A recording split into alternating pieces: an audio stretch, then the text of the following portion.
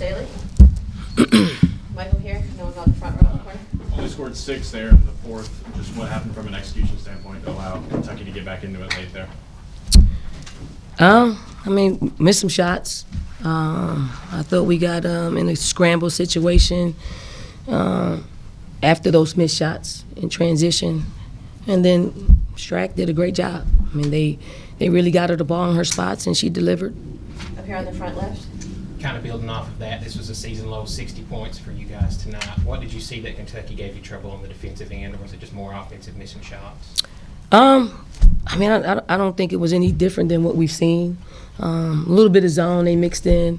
I just thought we didn't hit shots. I mean, we got some great looks. You know, Tessa doesn't shoot the way she shot always. And I thought she had some pretty open looks. I thought she took some that was kind of quick, but I mean, we could take that from Tessa. So we bit the bullet and took some quick shots, and they made us pay for it. On the right here in the second row, and then the front row. Don, what makes Strack so hard to defend, even when everybody's trying to double team her? Why is she still able to deliver? She's big. She's long. I mean, she's got a high arcing shot. It's hard to get to. She's very mobile. She can put it on the floor. She can just score on all 3 levels. And she just keeps her defense off balance. So, I mean, once she got her shot going, it allowed her to put the ball on the floor and get to the basket and score. Here on the front row. Coach, this is the second year in a row now that this has been a pretty tight game near the end. What is it about Kenny Burke's system that makes for such a competitive matchup this year? Great crowd, great momentum. I thought we got out to some leads and they came fighting back. And it's just great talent on the floor that make plays. And we are, we're fortunate to get the win, but we also did enough to get the win. Like, we also executed. We also were able to get some stops when we needed to get stops, and it was a hard-fought game. It was a SEC conference game, which is very normal. Second row on the far left. Coach, the crowd was pretty into it for senior day, and you guys, like was mentioned earlier, only had 6 points in the fourth quarter. What does that tell you about your team going forward into March, about kind of the resiliency they have? Yeah, I mean, we could play a lot of different ways. However, I think this league has allowed us to win a lot of different ways. I mean, you do have to coach them up. You do have to have players that can make plays.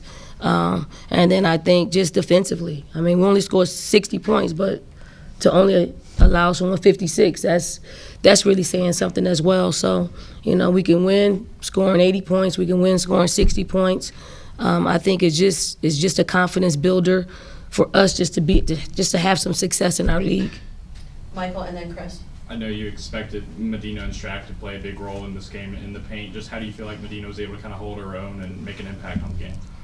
I mean, Big Mama did her thing. Big Mama, 21 points, 13 rebounds, and I told her if she's got stamina to play 4 or 5 more minutes, she might be able to add to her stat line. But she's playing extremely well and composed, and I thought she did a great job for us, just anchoring on both sides of the basketball.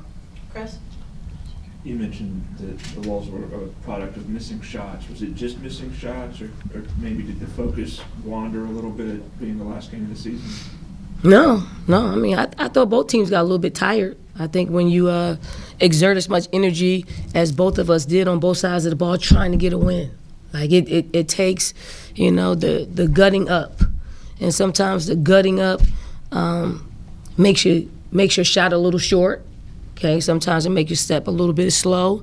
And I thought at times when the game was ebbing and flowing, both for us and against us, it played a part. I think we built our league because they got a little bit of fatigue.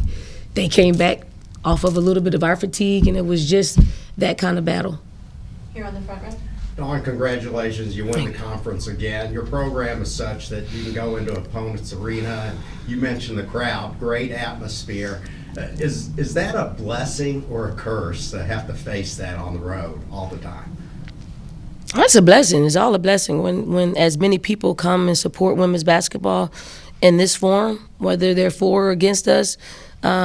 it's always a great thing. 10 years ago, it wasn't like that. Now we're seeing it more and more people having sellouts, and rightfully so. Our game is really in high demand, and as you can see, the people came in, and the people were loud, and the people were, almost pushed them over the finish line, and that's what you want. Stay on this right side here, and then Hey, here. Coach, you talked about Strack, but Kentucky has some pretty good three-point shooting. What was the game plan going inside out on defense for you guys? We just wanted it inside. We anytime that we got in a scramble mode situation, they made us pay, and we can afford ourselves those threes if in half court we're not allowing them to get clean looks, and we really wanted Shrek to be the one that play makes, because her efficiency is inside three. You could two us rather than three us, and we just tried to do that. And if they were able to play both inside out, outside of three, we probably don't win this basketball game, because I think they average about 8. So we cut it down to 5, and that creates just a small advantage for us to win. Thanks, Go Coach. ahead. Kentucky entered this game kind of, on the edge of hosting or not hosting after playing them that 40-minute battle. In your eyes, should they host? Yeah, I think, I know there was a reveal before the game, and I see there's a lot of, other conferences that are in there. It's nothing against any other conference, but what we have been through in this conference, it's hard. It's hard to measure. Like, it's hard to measure, where we stack up in that top 16. But I do think we could have a little bit more. I think Kentucky's done a great job at their resume. And if you take some of what has happened in our league and what our league is doing, it's hard to measure. And I hope they take a different metric to gauge us, because it's hard. It's really hard. And I don't, the committee members do a great job, but I think this is unprecedented. There's no other year has been like this year in the SEC, so we can't use the same metrics that we use for the top 16. You're in the front row on the left, and then Chris will get the last one. Donna, Tony Morgan, she matched her season low, which I know says a lot today for assists before. How big of an emphasis was that, just limiting her effectiveness distributing the ball? She's the head of the snake, and and we really wanted to make it hard for her. I thought she missed some easy chippies at the basket that she really does not miss, and we were very fortunate that happened. But if she makes those baskets, we're probably in here talking a little bit differently. But it's important that we disrupt the flow of what they were trying to do, and we know she probably won't play that way again. Chris, wrap us up. Yeah, I was just wondering if you had an update on Tiff and Kiki and Destiny. Yeah, no update. Still, everything's the same, but we are getting some help from some people who are in decision-making positions.